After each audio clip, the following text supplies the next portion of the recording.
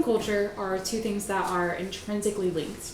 Culture deeply influences food, the way a society works, where it's located, societal values, and even religion. All of that also impacts the food of that culture. And nowhere is that more evident than with the food of the Levant.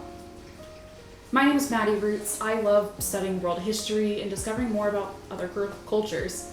Naturally, after studying more about the food of the Levant, I wanted to try to cook some of the recipes. That being said, I am not the greatest cook. I'm very much an amateur when it comes to cooking, and I typically don't eat Mediterranean or any kind of Middle Eastern food. I've never attempted to cook any of the recipes before. I'm gonna do my best to follow those recipes, but there is a potential content warning for bad cooking, so be warned. With that out of the way, let's talk a little bit about the recipes I picked out. All three recipes are from this book. This is the 3rd edition of the Gaza Kitchen by Laila, El-Haddad, and Maggie Schmitt. It's not too long, about 300 pages, and it has around 150 recipes, all of which are recipes from people living in the Gaza Strip, mixed in with several anecdotes and stories about Gaza. The 3 dishes I decided to try out making are Kufta al-Gaz, or stovetop kufta, Biscotti Za'atar, or Za'atar Biscuits, and Shaybil Marmiya, which is sage-scented tea. I also wanted to try making kush kamaj to go with the kufta, but I don't have nearly enough time to do it justice, so I just bought some pita bread.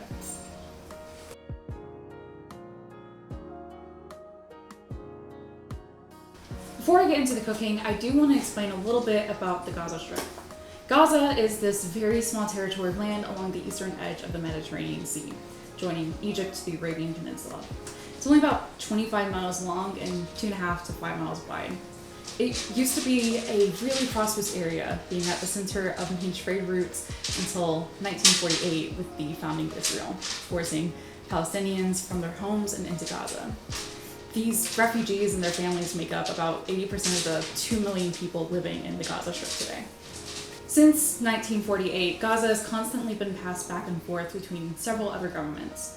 First, it was controlled by Egypt. They were the ones who created the boundaries of the Strip that still exist today, until Israel took over the territory in 1967 and cut it off from Egypt.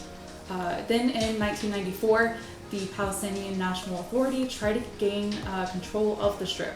And although Israel slowly removed their military from the territory, they still held on to a lot of control. Then in 2006, Israel completely took over the territory again and completely cut off the borders of the Gaza Strip from the rest of the world, and has been keeping the land in a stranglehold. Over the years, there's been some significant give and take, but between near complete economic collapse, extreme poverty, lack of water, extreme border enforcement, and now COVID-19 and other diseases, living in the Gaza Strip is almost impossible. That doesn't mean that the people living there give up, though. They try their hardest to keep going, to enjoy what they have and hold on to their culture, traditions, and their food.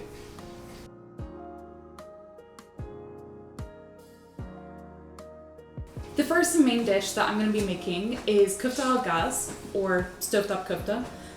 It's a really simple recipe. In fact, according to the woman who provided the recipe to the authors of the Gaza Kitchen, it's generally considered to be the lazy cook's food, which sounds to me like the perfect beginner recipe for me to try out. To make the dish, you'll need 2 pounds of lean beef. I'm using 3 ground beef to make it easier for me. 1 cup of parsley, 1 medium onion, ½ teaspoon of black pepper and ½ teaspoon of red pepper, 1 teaspoon of allspice, 1½ teaspoons of salt, 4 to 5 ripe tomatoes, 2 to 3 potatoes, and some extra virgin olive oil. Alright, so to begin with, you're going to take your 2 pounds of ground beef and then mix in all the spices and mix in all of these guys. And then we're also going to be mixing in the parsley and the onion mix right here. And that's going to be, first you want to chop that, make sure it's all, as the recipe tells you to do. Chop it all together, but you're also going to be pulsing it in a food processor before mixing. This is a lot. Alrighty. And then we're just gonna mix this all by hand. But while we're mixing, let's talk a little bit about the history of the dish. Kufta dates all the way back to 13th century medieval cookbooks and has maintained popularity for centuries. In fact, it might be one of the oldest versions of meatballs. It's fine. Of course, there are several different variations of kufta, found anywhere from India to Morocco, especially popular in Turkey and the Levant. There's also several different variations of the word itself. There's kofta, kofte, kafta, kifta. The book calls it kufta, so that's what I'm going by. That's what I'm sticking to. And on top of that, there's also several different ways in which kufta is made and like cooked. You can cook it as a kebab. You can grill it, cook it on the stove like we'll be doing later. Cook it in the oven. Several different ways. Then there's also several different variations of different spices and sauces that you can use, toppings, variations in, you can make it out of beef, like what we're doing here. Traditionally it's made from lamb, but you can also make it from chicken, pork, a variety of different, like you can mix up a bunch of different meats. And then I remember actually seeing one recipe that mixed together some, like, had it made from like ground sardines and seafood, which is definitely kind of interesting. All right, I think we got it all mixed together pretty well, so let's make some patties out of these. Now that all the patties have been magically just, created, we're going to be cooking them on the skillet at medium-high heat until all the meat is brown. All right, so next up what we're going to do is after the patties are cooked, we're going to be slowly pouring our liquefied tomatoes on top, or needed grated tomatoes.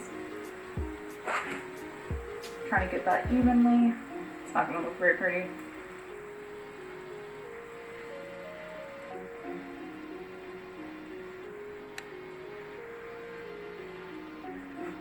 Right.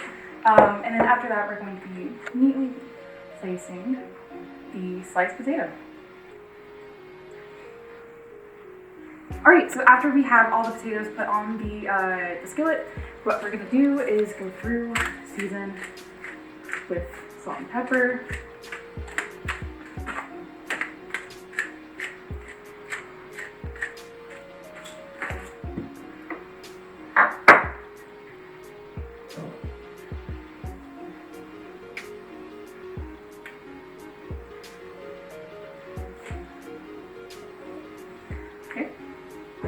And then we are going to cover this and we're going to leave it to simmer for about 30 minutes and let it cook. See you then. Alright guys, we'll move on to our next dish.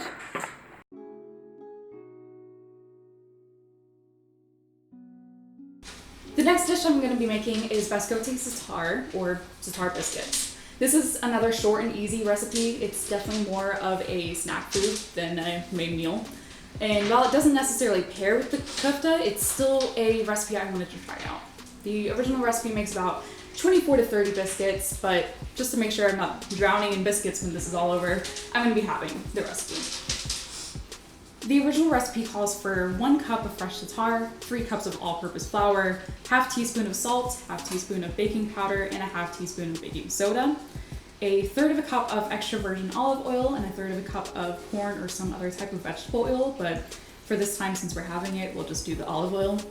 And then a quarter of a cup of sesame seeds and 1 cup of water. All right, so to begin with, we're going to need to preheat the oven to 375 degrees. And then next up would be you're gonna wanna rinse off the fresh za'atar, or in this case, we only have oregano, which is a good substitute. But rinse this off and then destem it and then chop it, or finally chop it, which we've already done. But after that, let's make the dough. So we're gonna mix in flour. And then got salt. Baking soda, I think. I don't know. Baking powder. And then we're gonna mix this together. It's one of those things where, you know, it's all white, so it's just gonna mix together and you're like, I think that's mixed, but it's mostly just looks like flour. But then our next step, since this is all kind of mixed together, which I kind of don't really know. We're gonna add the wet ingredients, the water, and gradually mix in the olive oil. So let's gradually pour this in.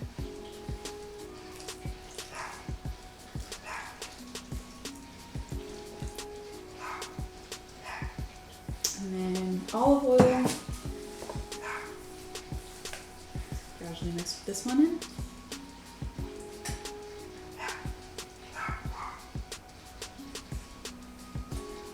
Sorry to hear my dogs barking, that's just, it's unavoidable. Now we're gonna mix this all together until we get a nice thicker dough. Alright, so with that all done and put together, mixed together, we're gonna put this down. And next up would be to knead in the rest of the ingredients. So the, not the za'atar, the oregano. Just slowly. This is a lot of oregano. Just gonna dump that in. And then the sesame seeds.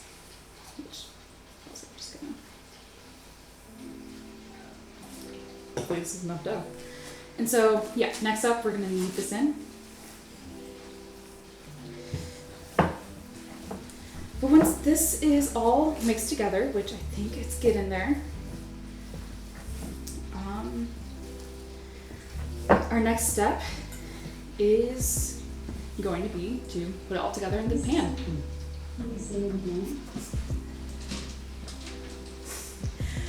Our next step is to put it all together in the pan, which we're probably going to do off screen. Alrighty, while we were off employed, we went through the next couple of steps. Next thing you would do is to spread your dough as evenly as you can across this pan.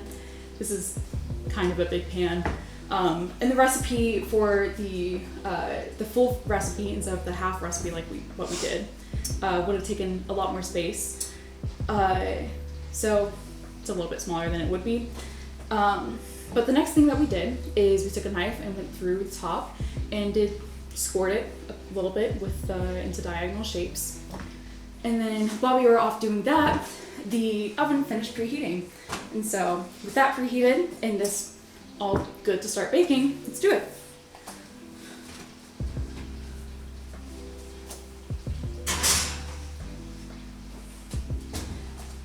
Now that's gonna cook for about 10 to 12 minutes, so let's start with 10 minutes.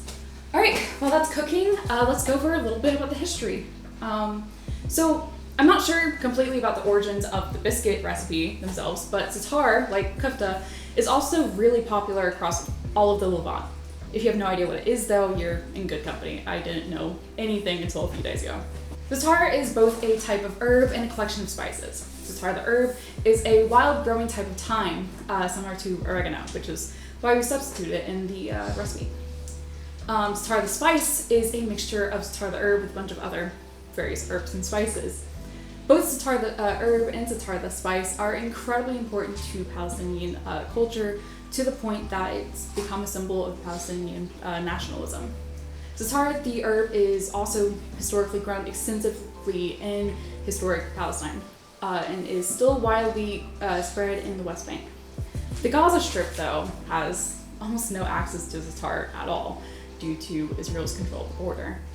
Because of this, Za'atar is really expensive and very hard to come by within the territory. Okay, just like that, our biscuits are all done and ready to go.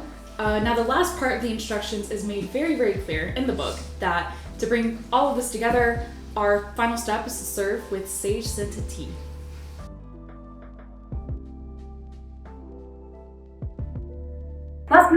we've got Shea Bel Marmia, the sage-scented tea in question.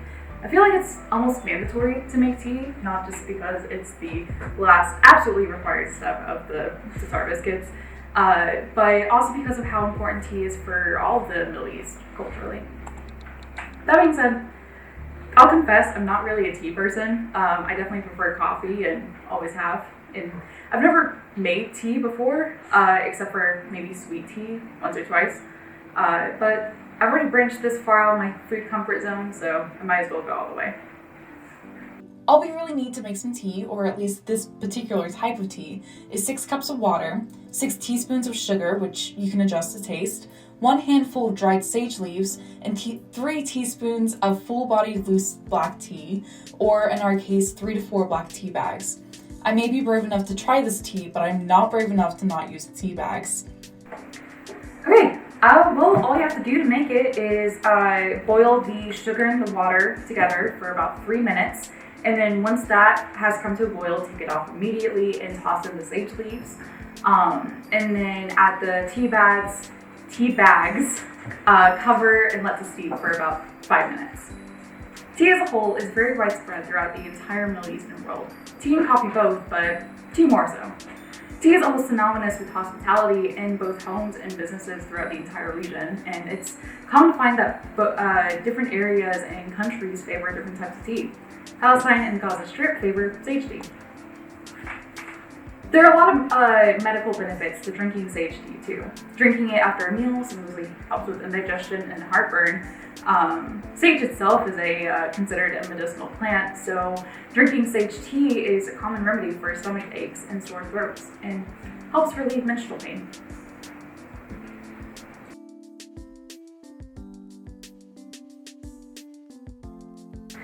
Alright, well, it's all done. Let's see how good of a cook I am. Still probably pretty bad, but let's see how it tastes.